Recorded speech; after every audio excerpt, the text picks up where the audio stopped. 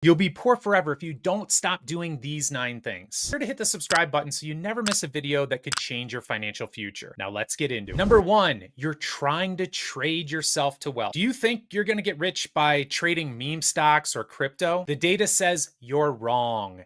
Dead wrong. The fact is that most retail traders lose money. Now, there's a lot of studies on this that have been done in the United States as well as abroad. And from everything I've seen, as much as 90% of traders end up losing money. And the terrible fact is, the more they trade, the longer they're trading, the more money they're losing. And cryptocurrency?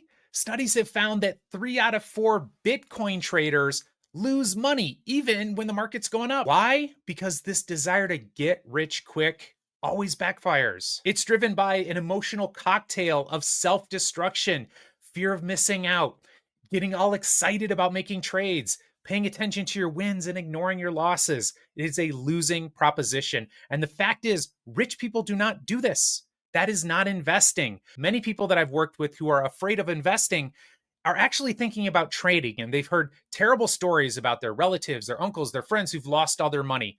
Nobody has lost all their money in their 401k. Nobody has lost all their money in their Roth IRA unless they have been doing these types of crazy trading strategies. If you are serious about building wealth, you need to stop trading and you need to start investing. Wealth is not built over the weekend. It's built over years and decades. And the sad reality is most people will gamble away their future before they build it. Number 2, you're hanging out with poor mindset friends. I talk about this a lot. We mentioned and made this distinction in my best-selling book, Start Thinking Rich. There's a big difference between poor and broke. Poor is a mindset. Broke means you just don't have any money. What I want you to be worried about and what I want to eradicate from your consciousness is a poor mindset, because it will keep you broke forever and it's extremely self-destructive. Show me your 5 closest friends and I will predict for you your net worth. If you're surrounded by people who think money is evil or success is selfish, you are going to sabotage yourself. If you believe that wealth is only for the lucky, you're never even going to try. These types of beliefs sabotage you every single day. What is so challenging about your friends is psychologically, we are wired to conform to our tribe. It's called social modeling, and it's one of the most powerful ways that we organize our beliefs about the world. And if your tribe is hating on the wealthy, or if they're spending money like there's no tomorrow, guess what you're gonna do? If you ever want to become rich, if you want to better your life financially, you're gonna need to start spending time with people who think like rich people. As a matter of fact, you're never gonna become wealthy unless you adopt a wealthy mindset way before you get the money. A rich mindset thinks long-term. It thinks in terms of abundance, not scarcity. And it's incredibly intentional. It has a plan for its financial future. Do you have a plan? And comment below. I'm dying to know. What is one poor mindset that you've heard someone talk about in your circle? Number 3, you use credit cards like it's an emergency fund. What if your credit cards all got shut off tomorrow? Would you panic? Or would you be okay? Using credit cards as a financial safety net is a disaster waiting to happen. It might feel like security, but it is a toxic financial trap. And here is a thought experiment that hopefully is going to help you avoid falling into that trap. Just imagine for a moment that all of your cards were maxed out and you had no access to getting additional cards. Just imagine that that's the scenario you're in. What would you have to cut in that moment? What would you have to sell? Where would you have to live?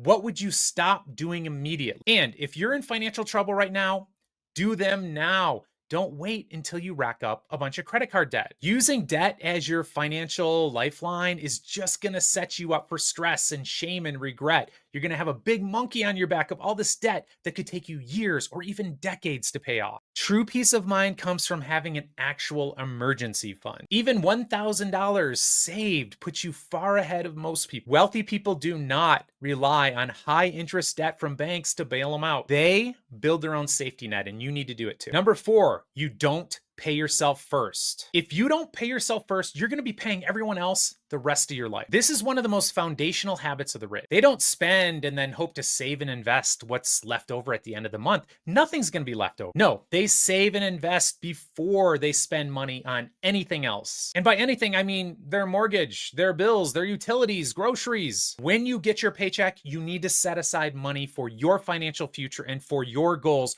or you're never going to achieve them. Even if you're making minimum wage, this principle works. For example, if you invested $5 a day and got average market returns, In about 40 years, you're going to have over $1 million.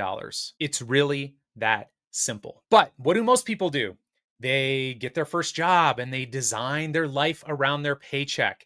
They pick an apartment, they buy new clothes, they get furniture, they go get a car. And then guess what? There's no money left. So, of course, they can't start saving and investing. And if you've already gone down that road, I get it. It's really, really difficult. That's why I'm super passionate about getting this message to people as early as possible in their lives. When you get your first job, you're going to feel rich in that moment. That's when you need to start saving and investing. You have to pay yourself first. Your first bill goes towards your financial freedom.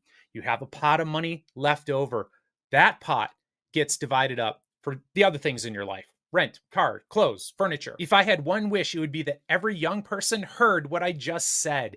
If they did it, they'd be set for life. So if you know a young person starting out, share this information with them. Share this video with them. It can radically change their life. So set your investments first and then make the rest of your life fit with the remainder. This will flip your entire psychology from that of a consumer to that of an investor. It will shift you from a spender to a builder. The bottom line is, if you don't control your lifestyle, it's going to control you. Number 5, you think budgeting is for broke people. Rich people don't budget, right? Wrong. They just do it differently. Most people hear budget and they think restriction. It's almost psychologically like it's a diet. And what happens when you go on a diet? I'll tell you what happens.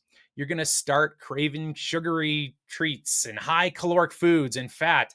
That's how we're wired. You can't think of a budget as a restriction. Budgeting isn't about cutting joy out of your life. It's about saying yes to what matters most to you and letting go of the stuff that doesn't matter so much. Psychologically, I like to think of it as a spending plan. You're going to sit down. You're going to decide, what are your most important financial goals? Maybe it's retirement. Maybe it's the down payment of a house. Maybe you're going to save for a car. Doesn't matter what it is, but it matters to you. You need to set these goals on what's most important to you. Then decide how fast you want to achieve those goals. And based on that, you're going to decide how much money you're going to set aside and pay yourself first from each paycheck allocated towards those goals. Then you have some money left over. That's what you're going to build your life around. And then, this is so critically important, start tracking your spending. Where does each dollar go? Most wealthy people, they can tell you they're paying attention. Most broke people have no idea. You can't look at budgets as a punishment. It's permission. Actually, a budget can let you feel good about your spending instead of guilty all the time. And it gives you permission to build wealth and to sleep soundly. Doesn't that sound great? Here's a psychological tip. If you grew up hearing things like, we can't afford that, there's a chance that psychologically you have associated budgets with scarcity. You need to flip that script. Think about it as a spending plan. You're going to take care of what matters most to you, and you're going to let go of some of the rest. Number 6, if you keep blaming the system, you're going to stay broke forever. Yes, inequality is real. Life is not fair. And it's never going to be fair. But the second you hand over all your power to the system, you have lost. And you can't wait for the government or politicians or anyone else for that matter to save you. Wealth building, and in fact, all areas of success, really hinges on what we call in psychology an internal locus of control, where you believe on a deep level that the outcomes you're getting in your life and the outcomes that you perhaps want someday in the future are entirely 100% on you. Many, many studies have been done on this. This is the psychology of wealth. This is the psychology of success. The psychology of being poor and the psychology of failure is what we call an external locus of control, where you think that it's the rest of the world that has set you up to be failing over and over and over, and you're not taking any responsibility for it. That's a toxic mindset.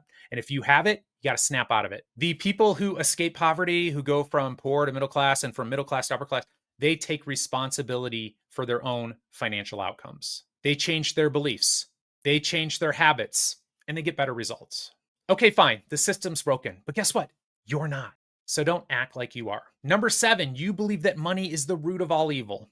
If you subconsciously believe that money is evil, you are going to push it away. This is one of the most common self-destructive money scripts I've seen in my research. It usually comes from religious misquotes or a childhood history of trauma, either you experience or your parents or your grandparents. But here's the truth. Money's not good or bad. It just amplifies who you are. If you're generous having more money can make you more generous. If you're selfish, having more money will make you even more selfish, and having less money will even make you more selfish. Wealth in the hands of good people does good things, period. You're a good person. I'm sure you'd do great with a bunch of money, wouldn't you? Until you rewrite this money avoidance script, you are going to sabotage yourself over and over and over. And chances are you've surrounded yourself with a bunch of people who also believe that money is bad and rich people are evil. It makes it so difficult to better your life when that's your mindset, and that's the mindset of the people closest to you. It may come down to this. You don't actually have a money problem. Maybe you have a money mindset problem. Number 8, and this is a big one, you constantly compare yourself to others on social media. The more you scroll, the more you're gonna feel broke, and it's by design. Stop comparing your life to someone's highlight reel. Understand this too. You are comparing yourself to people who are likely faking it. In terms of money, the wealthiest people actually downplay how much money they have. So who are these people flexing all this stuff on social media, making you feel broke? And more importantly, the comparison trap leads to feelings of envy, overspending, and even feeling depressed. But worst of all, sabotaging your own plan or giving up on it altogether. Next time you're on social media, look at accounts, and if it's making you feel bad about yourself, unfollow them and instead follow people who inspire you and want to make you grow. Your best financial life is not going to come from comparison. It comes from clarity about what matters most to you. And it also comes from studying the actual habits and psychology of people who are actually wealthy. And number 9, you spend money to feel better instead of fixing the root of the problem. This one is so incredibly deadly, so pay close attention. You're not shopping for stuff, you're shopping for dopamine. Emotional spending is one of the biggest traps that can keep people broke. You're trying to solve emotional pain with a package from Amazon. It's never going to work. This is the financial equivalent of having a broken leg and putting a Band-Aid on it. Instead, learn to sit with your emotions. Journal, exercise, meditate, talk to somebody. Get to the roots of what's happening for you emotionally, because there's no amount of money that you're going to spend that's going to fix that. And not only that, you will have dug yourself a hole that leads to more misery. Stop using your credit card to regulate your mood. It's a form of emotional numbing, and it's one of the most common self-sabotaging behaviors I see around money. You cannot out-earn emotional spending. You have to heal it. If you're doing any of these 9 things, you're not alone. But you are in danger of staying broke forever if you don't change. The good news, you can stop right now. It starts with awareness. Make sure to check out the description below for additional resources. I'm Dr. Brad, and I'll see you next time.